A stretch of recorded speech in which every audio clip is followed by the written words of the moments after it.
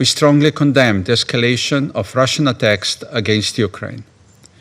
What we are witnessing is not only continued brutality within Ukraine, but also a new and dangerous era of intimidation directed at Ukraine's neighbors.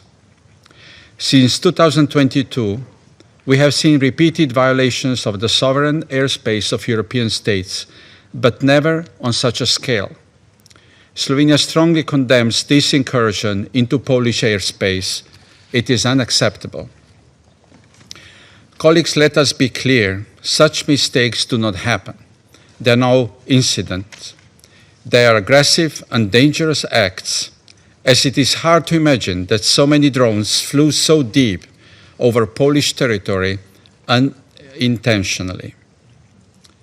I'm sure all colleagues sitting around this table understand the unease and concern that arises in the region when a country already notorious as a serious violator of the UN Charter acts in a such way. It is very hard not to look at this incident as yet another tactic of terror. And I welcome the participation of the Secretary of State of Poland. The United States stands by our NATO allies in the face of these alarming airspace violations. The United States is consulting with Poland and our other NATO allies under Article 4 of the North Atlantic Treaty. And rest assured, we will defend every inch of NATO territory. This incident does not help the extraordinary efforts that the United States has undertaken in recent weeks to broker an end to the war. Since the Alaska summit between President Trump and President Putin on August 15th, Russia has intensified its bombing campaign against Ukraine, resulting in loss of life and damage to civilian infrastructure. These actions, now with the addition of violating the airspace of a U.S. ally, intentionally or otherwise, show immense disrespect for good faith U.S. efforts to bring an end to this conflict. We urge Russia to renew and live up to its commitment to diplomacy by seeking an immediate end to hostilities through direct negotiations with Ukraine. Colleagues, the Russia-Ukraine war needs to end. We cannot risk it escalating into a broader conflict.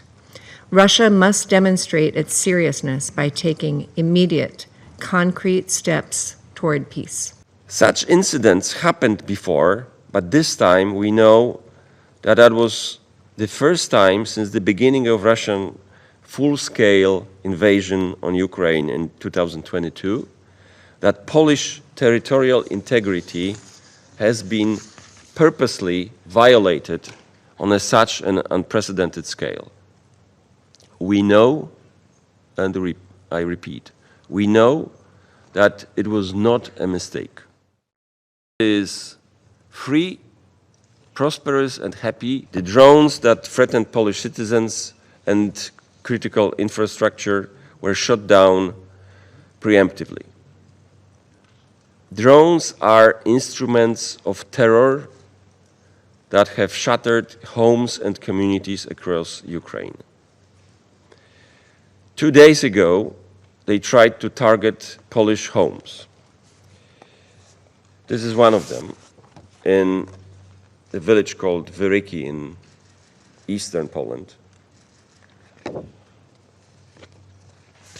A representative of the Russian Federation claimed that maybe these were not Russian drones.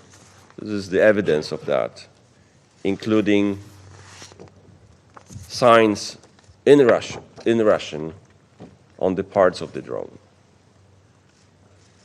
Poland will not be intimidated. Our resolve to stand with Ukraine and defend the principles of sovereignty and territorial integrity remains unwavering.